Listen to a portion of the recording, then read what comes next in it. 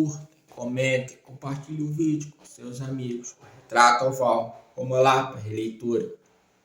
O castelo onde meu criado achara por bem penetrar a força, em vez de me condenar, deploravelmente ferido como eu estava, a passar uma noite ao relento, era uma dessas construções misto de grandeza e de melancolia, que por longo tempo ergueram sua fonte orgulhosa no meio dos apequeninos, tanto na realidade como na imaginação da senhora Radulf. Segundo toda a aparência, tinha sido temporária e recentemente abandonado. Instalávamos-nos numa das dependências menos amplas e menos suntuosamente mobiliadas, situada numa torre afastada do edifício. A sua decoração era rica, mas antiquada em ruínas. As paredes, ornamentadas com numerosos troféus heráldicos de todas as formas, eram cobertas de tapeçarias, assim como de uma coleção prodigiosa de pinturas modernas de grande estilo, em ricas molduras de ouro ao gosto arabesco.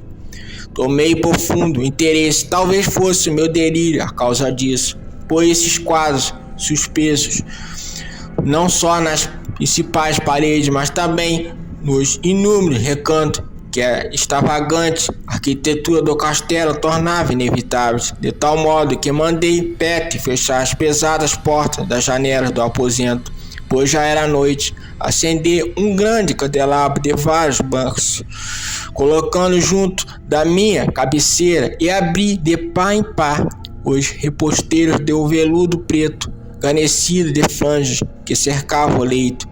Dei estas ordens para que, ao menos no caso de eu não poder dormir, me deleitasse atenavelmente com a contemplação dessas pinturas, com a leitura de um pequeno volume que encontrara sobre o travesseiro, que continha descrição e análise dos quadros.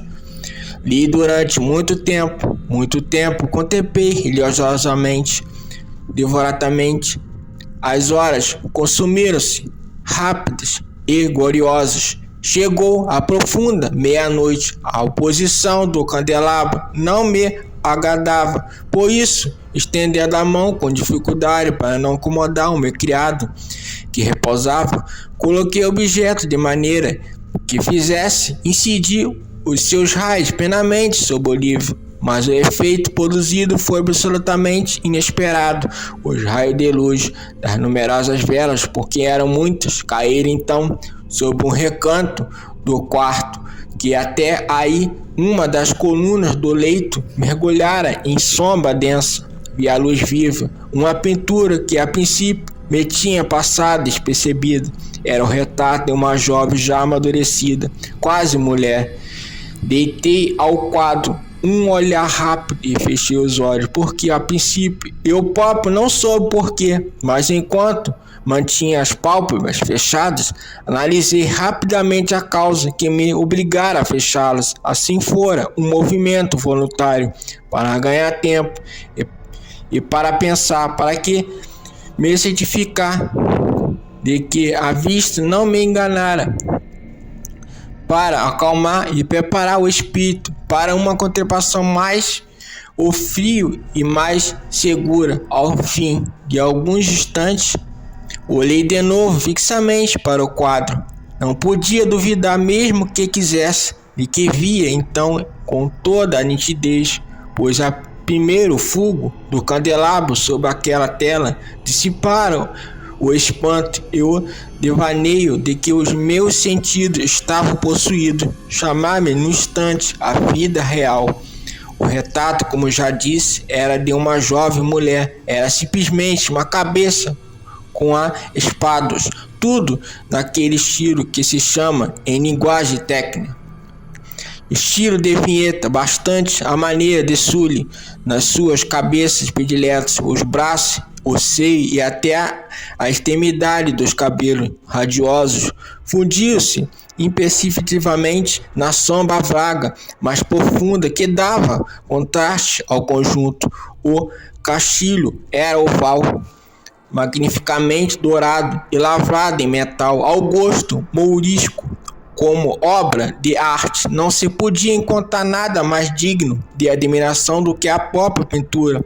mas é possível que não fosse nem a execução da obra, nem a imortal beleza da fisionomia, o que tal de súbito e tão fortemente me impressionou. Ainda menos devo acreditar que a minha imaginação, saída de uma meio sonolência, tivesse tomado a cabeça pela de uma pessoa viva. Antes de mais, compreendi que as pormenores do desenho, o estilo de vinheta e o aspecto da moldura teriam imediatamente dissipado tal sortilégio e preservariam de qualquer ilusão, por momentânea que fosse. Enquanto aprofundava estas reflexões, observei meio estendido, meio sentado, uma hora inteira, talvez com os olhos pregados naquele retrato. Por fim, depois de ter descoberto o verdadeiro segredo do efeito que ele produzia, deixei-me cair de novo no leito.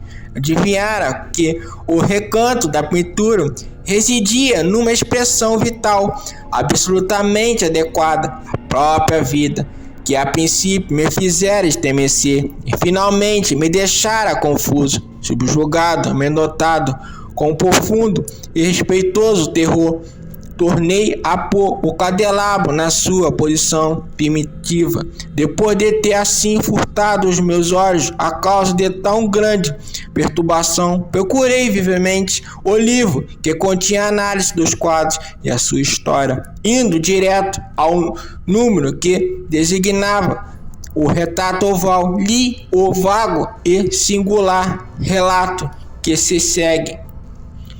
Era uma jovem de raríssima beleza, não menos gentil que alegre, maldita. Foi a hora que ela viu, amou e desposou o pintor. Este, apaixonado, estudioso, austero, já tinha encontrado a esposa na sua arte. Era jovem, de rara beleza, e não menos gentil que alegre, toda a luz e sorriso, com afeitoso fogazo Duma cova nova, ardando com ternura todas as coisas e ordenando apenas a arte, que era sua rival. Só temia a plateia e os pincéis e os outros instrumentos que pingavam da presença do seu bem-amado.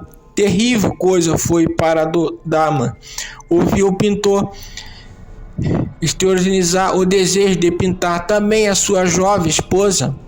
Mas ela, humilde e obediente, pousou durante longas semanas na sombria e alta câmara de torre, onde a luz se filtrava unicamente pelo teto, incidia sob a desmanhada tela. Ela, porém, o pintor punha toda a sua glória naquela obra, que progredia de hora para hora. Era um homem apaixonado, estranho, meditabundo, perdido em devaneios, de tal maneira que não queria ver como luz que tão lugubremente caíra naquela torre isolada ressequia a saúde e o espírito de sua mulher, que definhava visivelmente para toda a gente, menos para ele.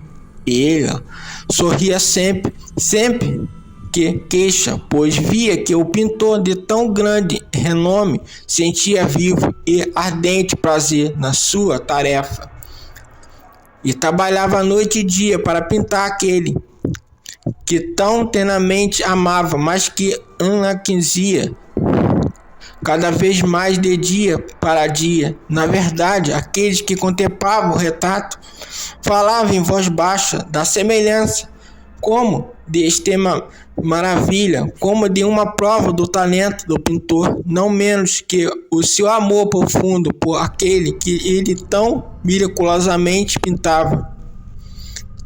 Um dia, contudo, quando a tarefa estava no fim, ninguém mais foi admitido na torre. O pintor enlouquecera com o árduo que punha no seu trabalho e raramente desviava o olhar da tela, mesmo para contemplar o rosto da mulher. Ele não queria ver que as cores que espalhava na tela eram tiradas das faces daquela que estava junto de si.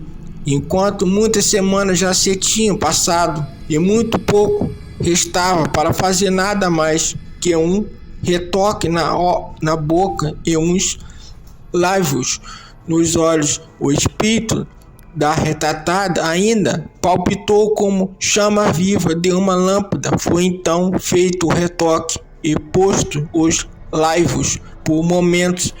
O pintor quedou-se em anátise diante do trabalho concluído. Mas um minuto depois, ainda contemplá-lo, ele estremeceu, tomando de assombro, gritou com voz estripilosa, mas a própria vida. Então, bruscamente, voltou-se para contemplá-la. Sua bem-amada estava morta. Essa é a história de hoje, né, gente? Uma história grande. Curta, comente e compartilhe o vídeo com seus amigos.